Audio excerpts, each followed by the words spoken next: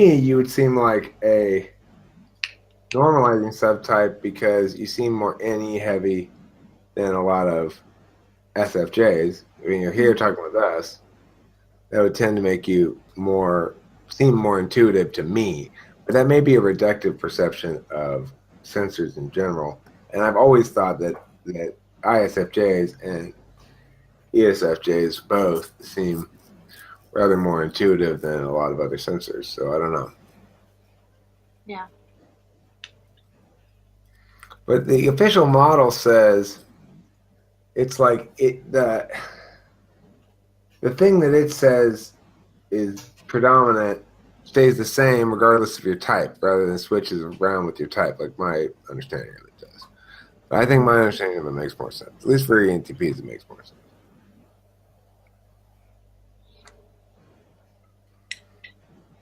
Let me see, where's my phone? I'm waiting for the legal drug dealer to call me. Yo, homie. Homie, the drugs are here. What would happen? I was curious because I don't remember. There was like a video or something that brought it up, and you were talking about taking the Adderall and everything, and how it affects your personality. But what happens if you go like an extended period of time without taking it? Like, what effect does that have on you? Not just like sleepy week, but I mean, like if you were not to take it for like a couple months or something. Well, I mean, here's the thing. I had the experience of mostly my whole life not being on it, right? Mm-hmm. I went through a period of time when I was a meth addict, which is very similar to being an Adderall user. And the answer is I'm uncomfortable in my skin Hmm. in a lot of different ways. I mean, in the status quo, with life providing me as much to interest me as it does currently, I might experience it differently now than I did. But I can tell you that most of my life, shit was moving way too slow. That's the bottom line. Shit was moving way too slow, and I couldn't fucking deal with it. And it was Mm-hmm. torture. Yeah. I guess what just made me curious is that I think it was even in the video with Candace, but she was talking about, and you had kind of related it back to your relationship with her as far as she only liked you when you weren't on it because you were then more in touch with your emotions. And I just wonder if there's like even though it might enhance other aspects of your life, if there's kind of like a stunting or like it stunts your emotions, or if there's, It definitely suppresses them. Delilah and I both talk about that being one of the benefits of the drug. oh, benefit of Yeah, it. is that it just down your emotions. Because look, I mean, the thing is, I'm genuinely bad with them. They're not Oh. reliable in terms of being sensible at all. I might have Uh-huh. I have emotional reactions and attachments to things that I've got no business having emotional attachments to. You know? Yeah. So the bottom line is I gotta knock that shit out because it's pointless waste of time. I can't trust my emotions to guide me towards anything wise. They're Yeah. consistently unwise in their directionalities. So I'm much better off without them at all, ideally, or only the good ones. So only the Mhm. sensible ones, right? Sensible emotions are fine. Yeah. Non-sensible emotions are a stupid waste of my time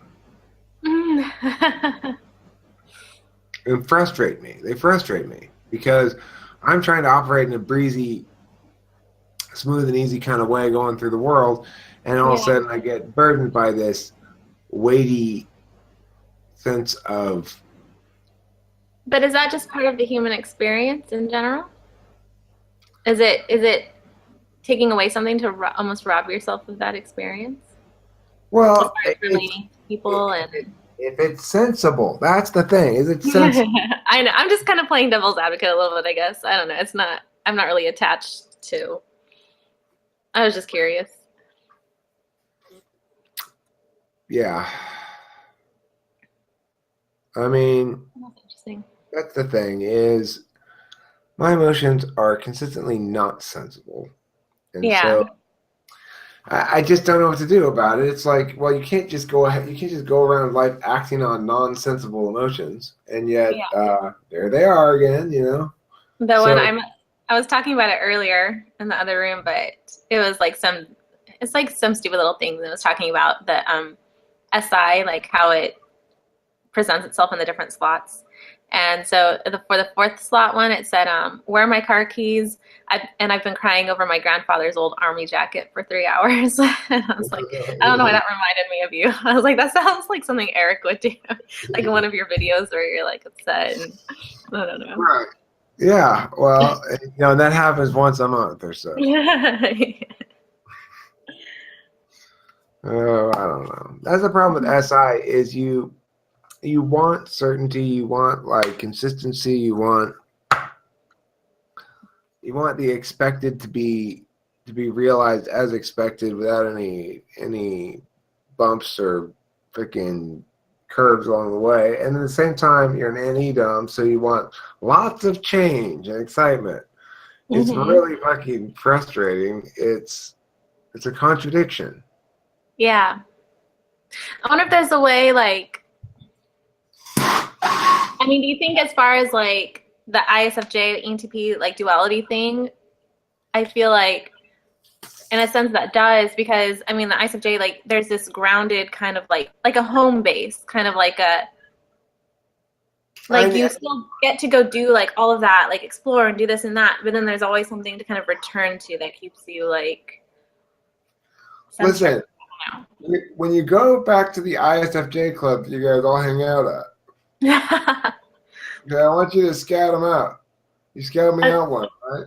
Listen, I was gonna tell you there was what was her name? There was a girl in here. She wasn't an ISFJ, but she works at a library, and she's not.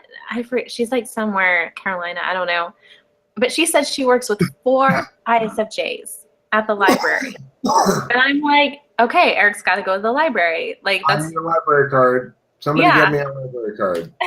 that's where they're all hiding. That's where they've all been. I found out. Okay, So. so I gotta go to North Carolina libraries, huh? Or just any library. I mean, I feel like that's probably. I mean, we could see if it's yeah, just You think there's a lot of ISFJs in libraries in general? I don't know. It's worth a shot. It's I mean, possible. go like and be a little helpless, kind of like let her come help you find a book you're looking for, or something. Kind of feel it out. See if you found an ISFJ. Right.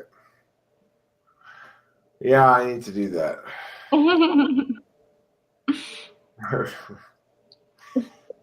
Well, so hard. Everything's difficult. My speed's ready. I'm gonna go to the store and get it now. All right. When I come Bye. back, I'll be normal again.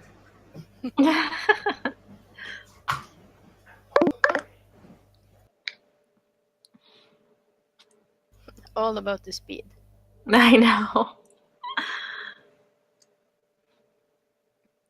Seems like most ENTP, INTP types are drawn to like some sort of drug use, but I don't get that like vibe from you, if that makes sense. But are you drawn to Yeah, that sort of no, thing? no, Yeah. not at all. Yeah, I didn't pick that up. But I don't seem like a druggie or something. No. I don't know.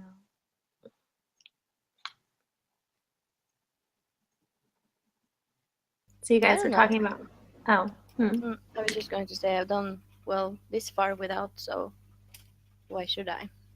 mm-hmm. Yeah. And the other people in there are like, why? Why haven't you tried that? You should try that, blah, blah, blah. You're about to say something. Oh no, I was just gonna say when I came in the room, you guys were talking about cats though. Yeah, he was talking about how he doesn't want to spay his cat, just wants her Oh. to be liberated and make all the babies. He wants everyone, even humans, to go make all the babies though. I So know. yeah. I'm not even gonna start with him on those things. But that's like a really big problem now, isn't it? Like the cat population in most places. Yeah, in most places it's a big problem. Mm-hmm. And also the spreading of diseases. Yeah. Like cats have AIDS. Mm-hmm.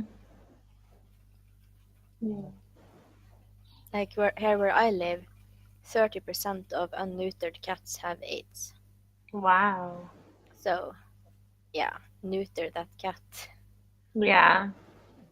I know like locally, they'll just come and do it. They'll just pick up cats and you can always tell because they'll have the clipped ear afterward.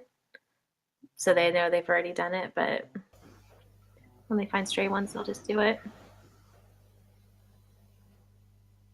Maybe that's a thing where Eric lives also. Probably. Well, maybe. Yeah. I mean, we're both in the like Southern California. We both live in California, so So maybe that's what he's waiting for. maybe.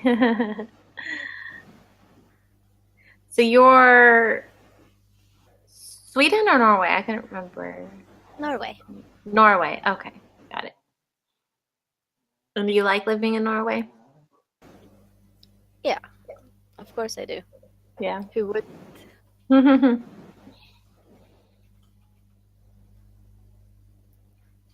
I had a It's friend like, there. oh, well, for me it's like I don't see how I would get an upgrade. Hmm.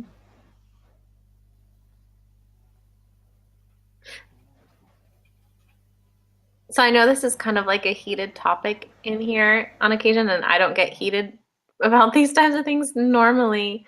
But I was just curious. So, what's your personal opinion? Is immigration a big thing in Norway, or is it not really Well, affect too much? of course it's a big thing because we don't have a very large population. Like, Mm-hmm. we're only 5 million people. Oh, okay. And last year, I think it was like 30,000 Syrians came in. Mm-hmm. And that's a quite large number for only 1 year for that kind of population. So Yeah. Sweden has larger problems than Norway has. Mm. I don't know the specifics of how they do it over there, but for some reason they're less successful. Mm-hmm. So in Norway, like as far as your personal like day-to-day life, has it had any impact or No, no? of course I live in the second largest city, so they tend to be drawn to the larger cities, of course. So Mm-hmm. I've seen them and they are around, but they don't really bother me. Yeah. The only times they bother me is like if we go out drinking and there is Mm-hmm. this one Middle Eastern guy who does not know how to behave around women, Oh, okay. and mostly it's just awkward. Yeah.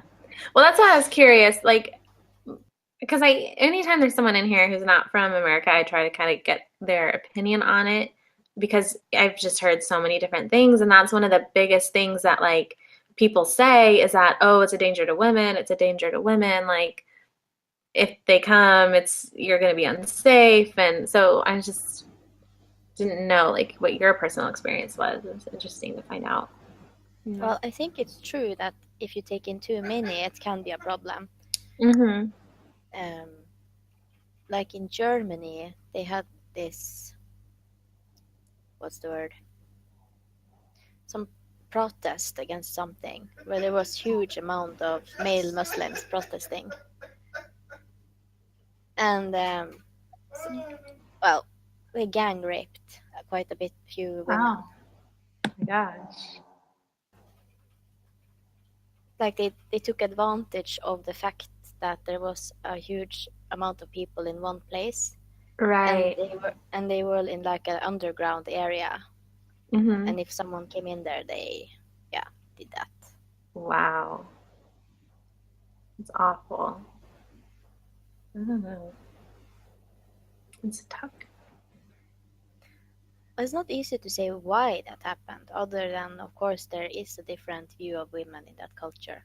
Mm-hmm. That is very true. Yeah, it is. Like, oh,